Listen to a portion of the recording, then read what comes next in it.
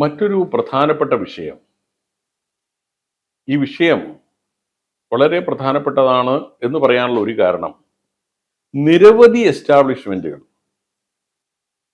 ഇതിനെ തെറ്റായി വ്യാഖ്യാനിച്ചുകൊണ്ട് ഒത്തിരി പിഴപ്പലിശയും ഡാമേജും ഒക്കെ കൊടുക്കേണ്ടി വന്നിട്ടുള്ളത്.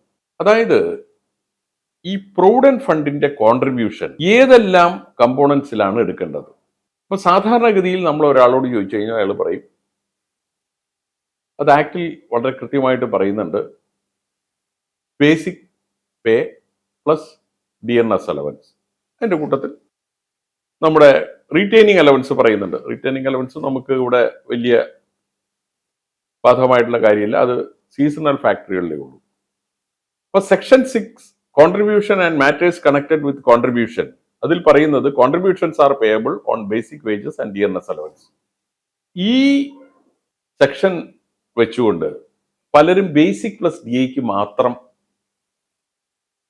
പ്രൊവിഡന്റ് ഫണ്ട് അടയ്ക്കുകയും, എന്നാൽ പിന്നീട് അവരെല്ലാം വലിയ അബദ്ധത്തിൽ ചെന്ന് ചാടുകയും ചെയ്യുന്നുണ്ട്. അപ്പൊ ഇതിന് കാരണം ഈ section 6 contribution and matters connected with contribution contributions are payable with respect to basic wages DNS allowance എന്നാണ് പറഞ്ഞിരിക്കുന്നത്.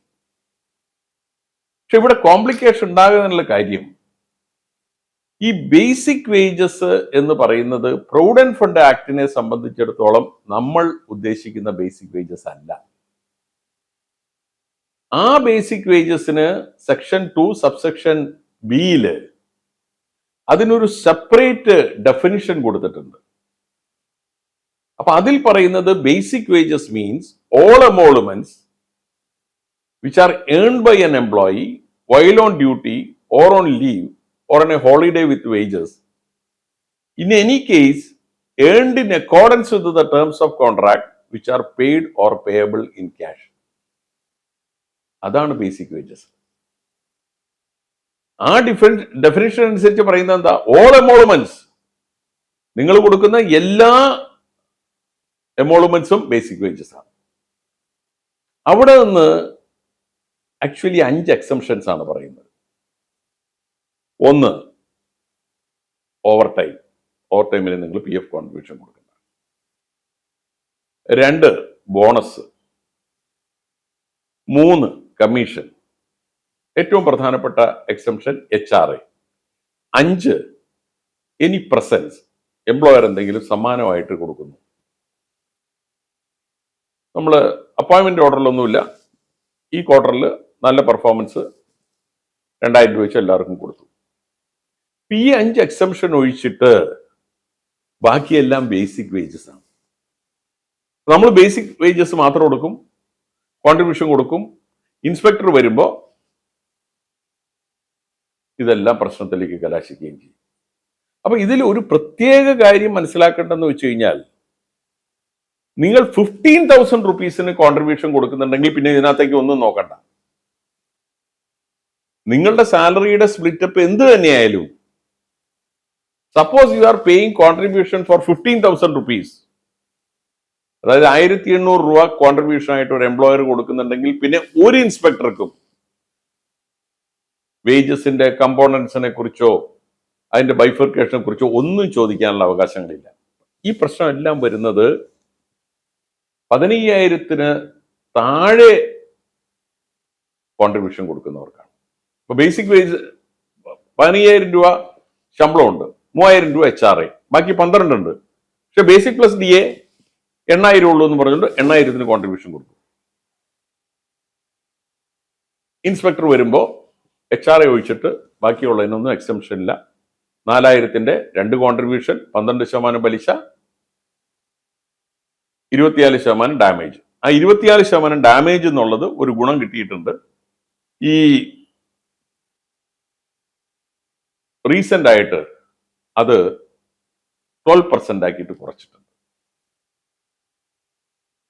അപ്പൊ ഇത് വലിയ ഒരു കൺഫ്യൂഷനുള്ള ഏരിയയാണ്. ഈ ബേസിക് വേജസ് ആൻഡ് DNS അലവൻസിൽ മാത്രം കൊടുത്താൽ മതി എന്നുള്ളത്.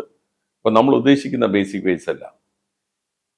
സുപ്രീം കോടതി തന്നെ ഈ ബേസിക് വേജസിനെ കുറിച്ച് 2 തവണ ക്ലാരിഫിക്കേഷൻ കൊടുക്കേണ്ടി വന്നു. ഒന്ന് 1962 ബ്രിഡ്ജ് ആൻഡ് റൂഫ്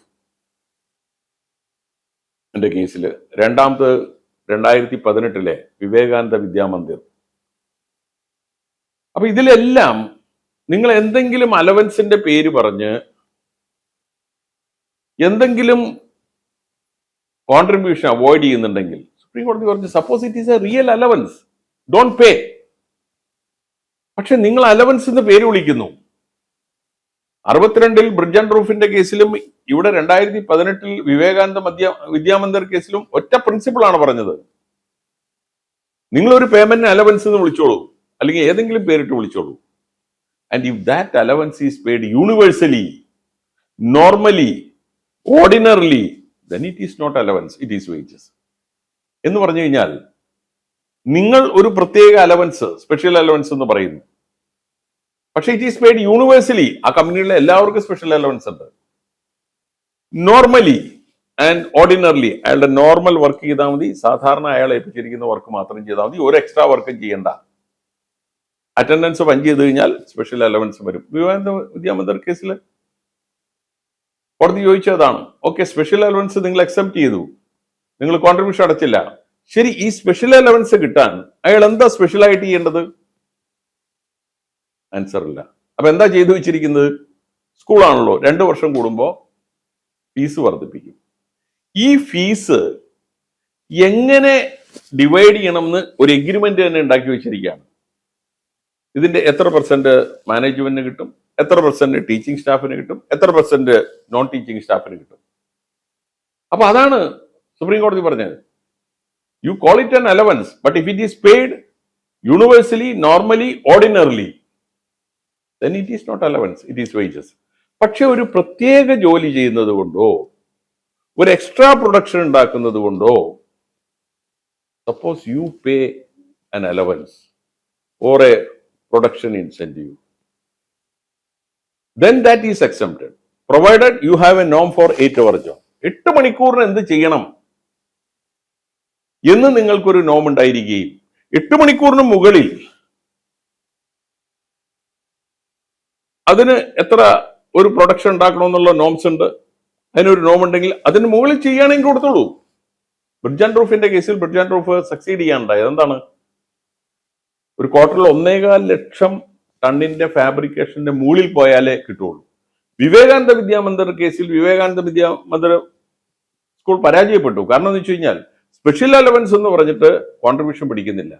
പക്ഷെ എന്താണ് അതിനു വേണ്ടി സ്പെഷ്യൽ ആയിട്ട് ചെയ്യേണ്ടത്? 8 മണിക്കൂറിന് എന്താണ് നോംസ്? അതില്ല.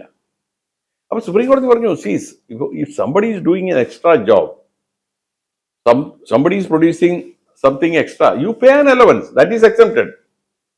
ഇപ്പോ നിങ്ങളുടെ ഓഫീസിൽ 3 പിയൂൺമാരുണ്ട്. അപ്പൊ അവരെ വിളിച്ചിട്ട് പറഞ്ഞു, നിങ്ങൾ ഒരാള് പോസ്റ്റ് ഓഫീസിൽ പോയി പോസ്റ്റ് കളക്ട് ചെയ്യണം. അപ്പൊ അത് ഇവിടെ ഓഫീസ് ടൈമിൽ പോകണ്ട, കാരണം 3 പേരുണ്ടായിട്ട് തന്നെ ഇവിടെ ഒരാളെ വിളിച്ചാൽ കിട്ടുന്നില്ല, അതുകൊണ്ട് നിങ്ങൾ ലഞ്ച് ടൈമിൽ പോയിക്കോളൂ. പക്ഷെ അങ്ങനെ പോകുന്ന ഒരാൾക്ക് നമ്മൾ ലഞ്ച് അലവൻസ് ആയിട്ട് 150 രൂപ തരാം എന്ന് പറഞ്ഞു കഴിഞ്ഞാൽ that is excepted, because it is not universally paid. അവിടെ ഉള്ള എല്ലാവർക്കും കിട്ടില്ല lunch allowance. Not paid for the normal and ordinary work. അയാളുടെ സാധാരണ അയാൾ ചെയ്യേണ്ട ജോലിയും ചെയ്ത് അവിടെ നിന്ന് കിട്ടില്ല. He has to do something extra. He has to go beyond his normal and ordinary work. Yes, then it is an allowance, that is exempt. അപ്പൊ ഇത് വളരെ ശ്രദ്ധിക്കണം. കാരണം നിരവധി പേര് ഇതുപോലെ ഒരുപാട് ഡാമേജും ഇൻട്രസ്റ്റും 2 കോൺട്രിബ്യൂഷനും ഒക്കെ അടയ്ക്കേണ്ടി വന്നിട്ടുണ്ട്. അതുകൊണ്ട് വേറെവർ നിങ്ങളുടെ കോൺട്രിബ്യൂഷൻ 15,000 താഴെയാണെങ്കിൽ അത് സൂക്ഷ്മമായിട്ട് എക്സാമിൻ ചെയ്യണം. അതിൽ പ്രോപ്പറായിട്ടുള്ള അഡ്വൈസ് എടുത്തിട്ട് അതിന്റെ പ്രോപ്പറായിട്ടുള്ള റെമിറ്റൻസ് നടത്തണം. Otherwise you will land up in trouble. Great Leap, encouraging employment values.